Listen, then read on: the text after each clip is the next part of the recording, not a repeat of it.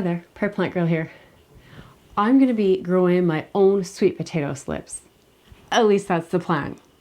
Now, full disclosure, I've never even grown sweet potatoes before, but I'm going to give it a try. The thing that has encouraged me the most to try this is last year when I dug up my sweet potato vines, which are a decorative plant. They were very large tubers, and I had saved them thinking maybe I could figure out how to grow them again for next year. And I've had them just sitting in this little tray of vermiculite that I've just been keeping just barely damp since I dug these up in like September, I think. Some have grown a few little bits of roots. Some have grown a few little shoots off of them. This one has done the best. It has roots. Holding up all that great vermiculite there, and hopefully you can see by my finger there's some shoots coming on it as well, right up there.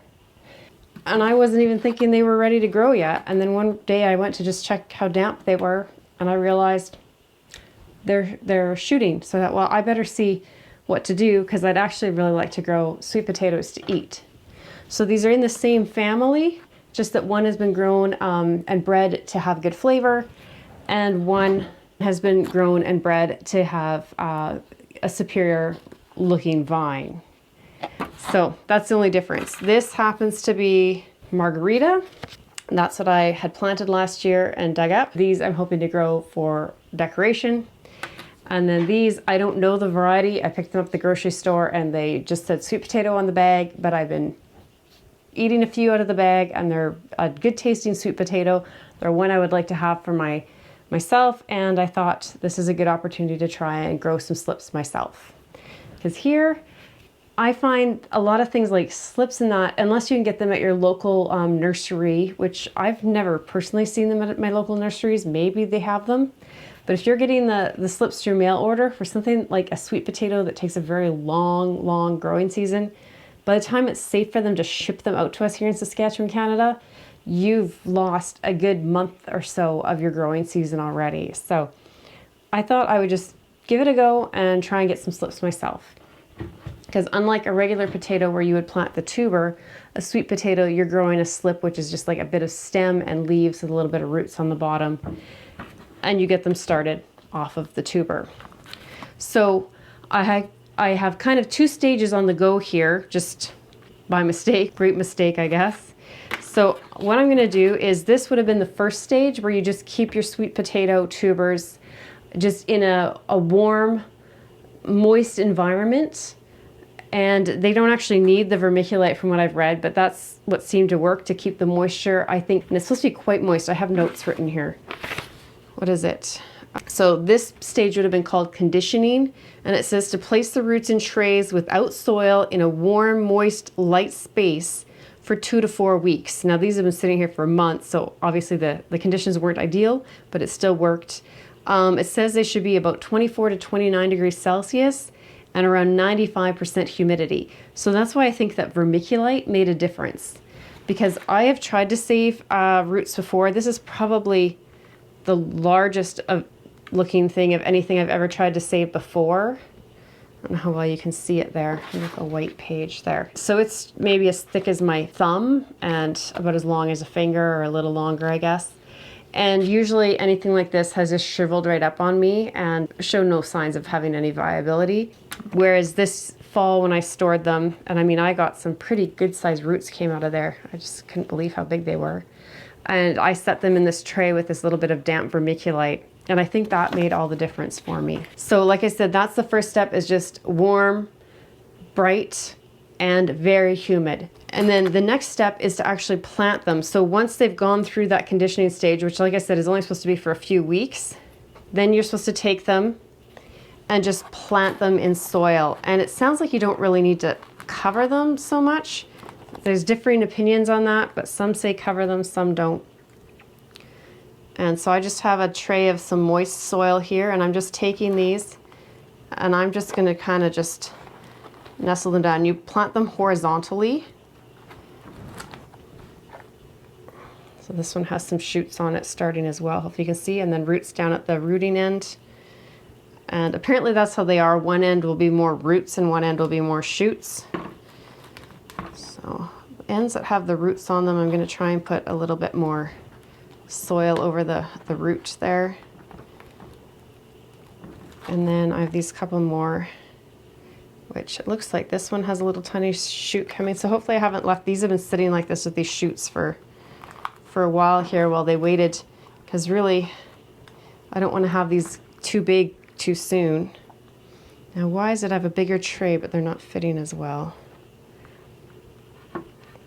This one also has a few little shoots coming off of it at the top there. So see if I can get this. There must be a way to make them fit in here. And then I think I'm just going to kind of fill in. There's some really deep spots in the corners and that don't have as much soil around them. So I think I'll just kind of try and top it up a little bit. The first soil that I used was just like a regular potting mix. And this, I'm out of the potting mix that's thawed out in the house here. So I'm just going to take a little bit of seed starting mix. I don't think that should matter. And I'll just kind of top it up so they're mostly covered. But like I said, it seemed when I was researching that it doesn't really, they don't necessarily have to be buried.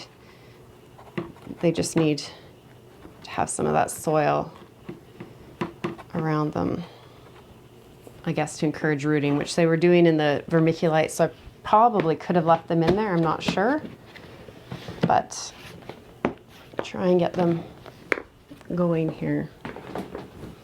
And then this is supposed to be nice and moist, which it isn't right now. So I'm just gonna give it a good spray to get that moisture going so they have that good humidity.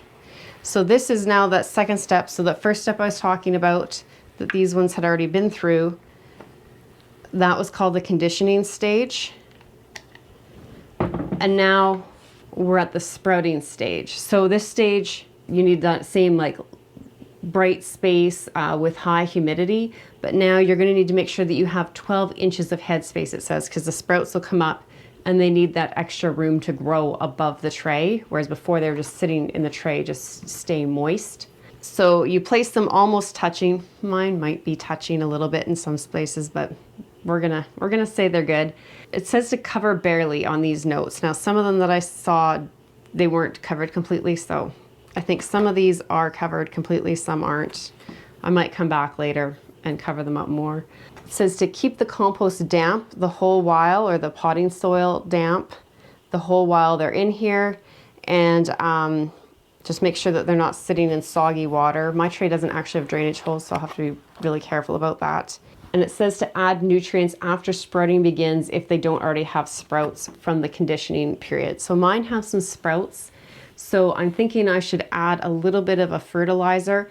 So I'll give them some time to settle into this tray here, and then I'll come back and add some nutrients. I'll probably just use a root stimulator. I have some water-soluble Pro-Mix root boost, I think it's called, and that's probably what I'll put in here to give them that little bit of nutrients, because that's really what we're wanting, right, is to get that started. I think I will add some more on top of here. Since that's what my notes said to do, I guess I should do it right, is cover them. So I'm just covering over them completely. Okay, so we'll go kind of backwards in the process here, because we have our decorative sweet potato vines, or Ipomoea, in this sprouting stage now. Now we'll go and try and take these edible sweet potatoes and try and condition them. So this vermiculite is still slightly damp, but I think it could use just a little bit more moisture. So I'm just going to spray it. Vermiculite is great for when you need some moisture retention or humidity, because it will hold on to a lot of moisture and just slowly release it. What I did with the other ones is I just had taken them and just kind of nestled them into the vermiculite. So that's what I'm going to do with these. Now I just did that before because, like I said, whenever I had saved a sweet potato vine root, it had dried out. So I had just done this to try and keep them from drying out. But apparently it's the preconditioning process. So I just marked sweet potato on here. So I'll know that the one that's labeled sweet potato is the edible one. And then I have the actual tag from one of the plants that I grew last year. So I just have that sitting on here. Actually, I'll probably stand it in here so it doesn't impede any sprouts that might happen. And I'm going to set them on a heat mat because they want 24 to 29 degrees Celsius. So that'll give me that. And they want that high humidity. And I think that will also help because I have a dome that I'll put over top. So it's just above me here. Hopefully you can see that humidity dome. It's a nice tall one. I'm not sure it's quite the 12 inches, probably 8 inches, but we'll see if I need to raise it up a bit or what I need to do, but I don't have anything taller than that. That's a clear dome, so I'll do that. And then there's a heat mat under it. There's actually lights on the shelf, so I'll turn them on in a minute. And I have a little thermometer that also will give me the humidity, so I'm going to keep that under there as well. And that'll give me an idea of where I sit with my heat and humidity for these in that area. For the sprouting stage, it says you want 75 to 85% humidity. And so that's probably what I'll try and keep this at using the vents on the dome, because I'm sure I didn't have 95% humidity with the pre-sprouting conditioning phase before. So I think it'll work out all right. So that's all I'm gonna do. So now it's supposed to take 2 to 4 weeks for the conditioning time to happen. So in about a month's time, hopefully I'll either see a few little sprouts starting on these or roots or something, and then I can move them over into a tray like this. And it sounds like this will be about that amount of time as well.